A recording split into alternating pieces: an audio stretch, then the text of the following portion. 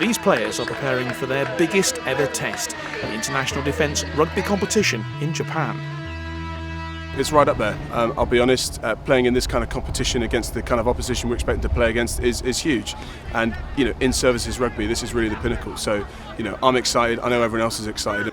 And with the way that the Inter-Service Championship went this year and how brutal and how fiercely competitive it was, we're in a good place here. I'm in a good place with the players we've selected here, and I'm just really looking forward to getting out there in Japan, especially after these first couple of training sessions and seeing what these lads are capable of.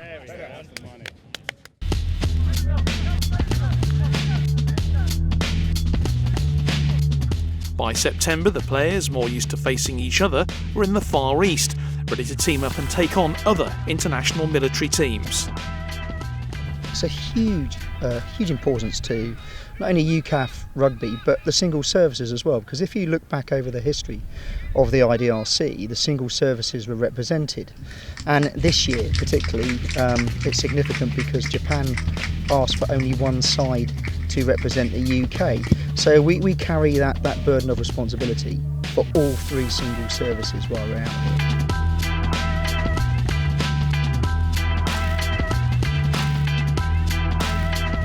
Stifling heat for the opener, but the game couldn't have gone much better.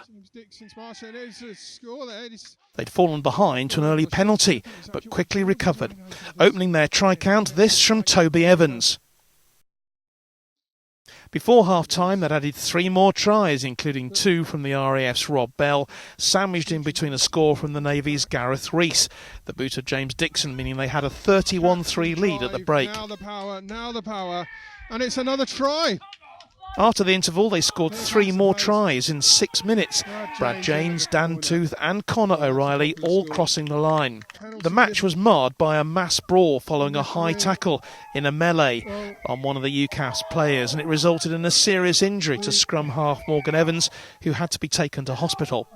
More tries, 2 from Ben Chambers and a second from Brad James, along with 8 Dixon conversions, put the gloss on a fine performance from UKAF. And the perfect start to the competition. Early morning at the UKAF team hotel. The players might still be in bed as they prepare for their biggest test, but up and about and already busy planning the day, team manager Mike Thomas and kit manager reservist Jamie Doig. Mike had a successful playing career with the Army. Now he feels he's putting something back.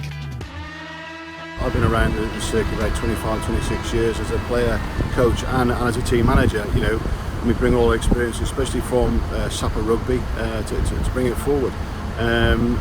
We've put the experiences back into what we have achieved, especially at UKAF now, and do it that way, realistically. The party took more than 130 kilos of extra freight with them to Japan. The man responsible for providing and looking after the kit and training equipment is a former full-time soldier and now academy team administrator at Leicester Tigers, Jamie Doig. I think taking the pressure off the players, making sure, one, they stay hydrated through the day, acting as a water boy, normally the first stop in the morning, last one to bed, making sure that everything's ready for the following day's training. Jamie takes huge pride in his work and knows that everything from well-ordered kit to getting that ice bath ready for the after-training soak is vital for the team's success here. Yeah, I think it's important. The boys are at that professional level. We operate as a professional team, and my role is to make sure that when they come into the changing rooms, everything is in order. The shirts are laid out as they should be, the socks, shorts, and if boys do have individual needs, that they're catered for.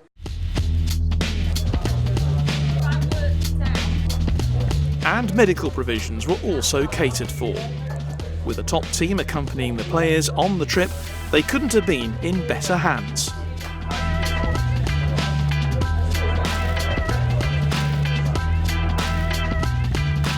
I won't deny that it's not challenging, and I think anybody who's worked in this kind of environment, male or female, it doesn't really matter because you have several kind of roles to play.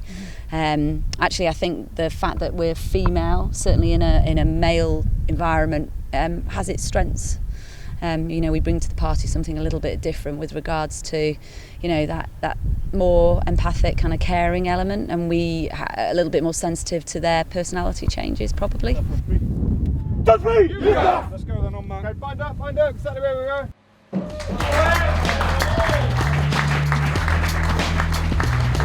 On the eve of the semi-final with France, an honour for yours truly.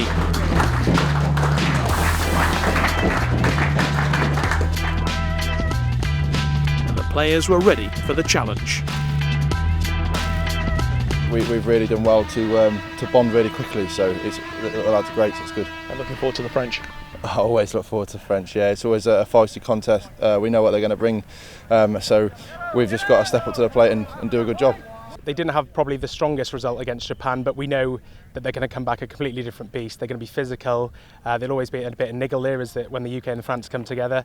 But I'm confident we're slowly getting used to the conditions, and the more training sessions we have, we're bonding as a team and just getting used to this environment, really. Before the match had come the desperately sad news of the death of RAF Rugby League fullback Scott Stevenson, injured during the inter-services match with the Army.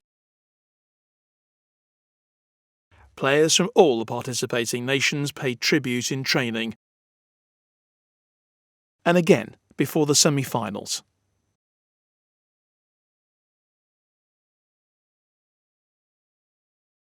The UKAF players knew this would be a tough encounter against a determined French side, and after a tight opening, it was the British players who took the initiative.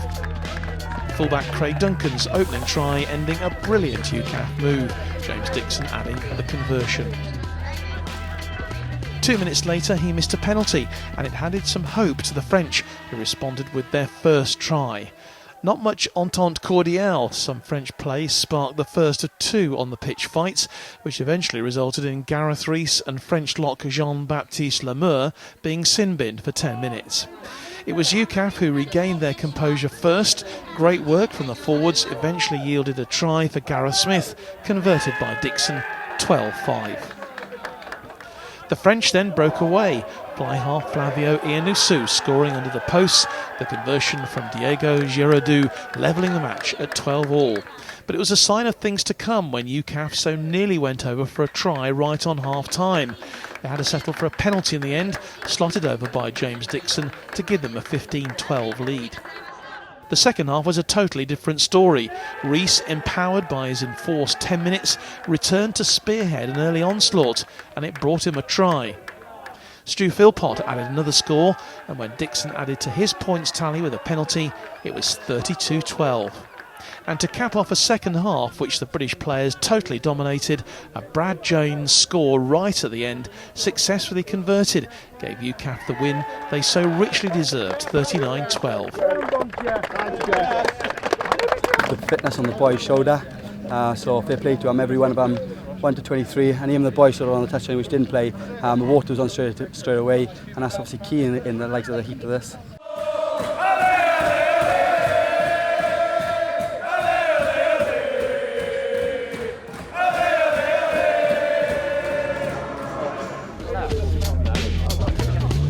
After their semi-final win, the team were honoured at the British Embassy with a reception hosted by the newly arrived Defence Attaché, Captain Simon Staley.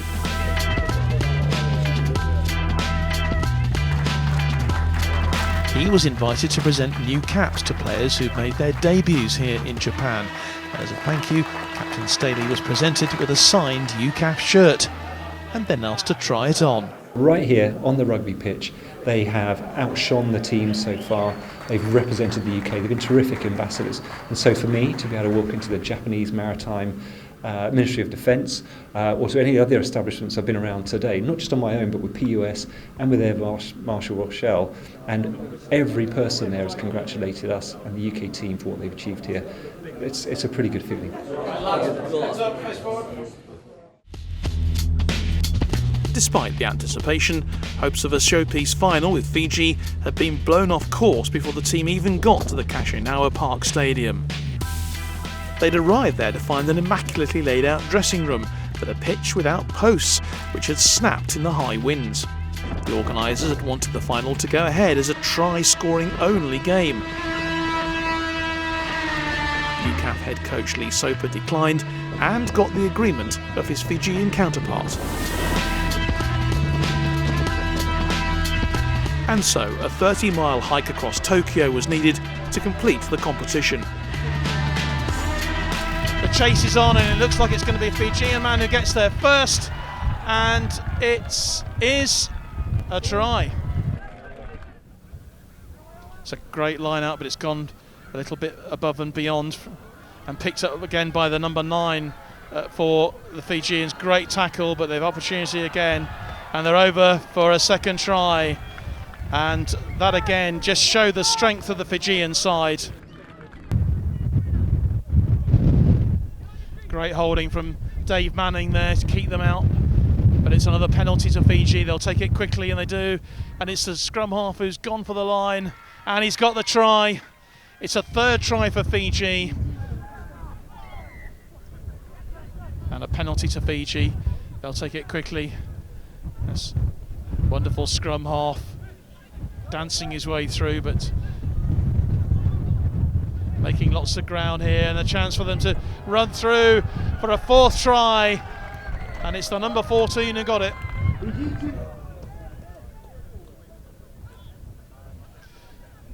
So the line out goes in, and the drive once again from UKAF, trying to get this try, looking more promising. They've got the momentum going for that drive, and they've got the try. They're over, and that is great news for UKAF. Rob Bell going over after a tremendous period of pressure, their best really period in the whole game, but the Fijians looking to seal it with a fifth try here if they can, and they've got the power, the strength, and they've got the moves, but surely offside. A lot of arms being waved in the air, but the ball has gone over. It is a try.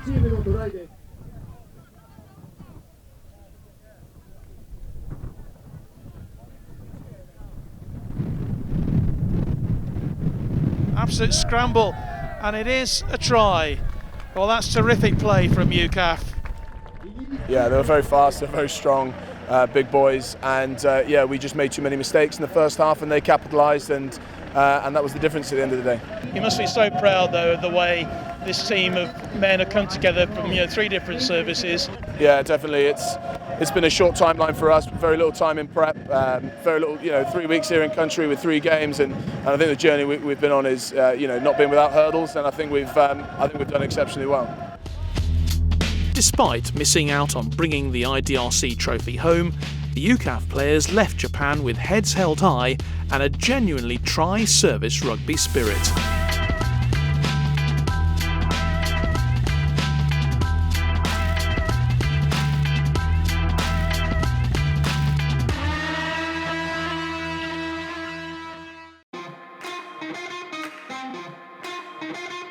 Thanks for watching. Don't forget to like and subscribe for more videos like this.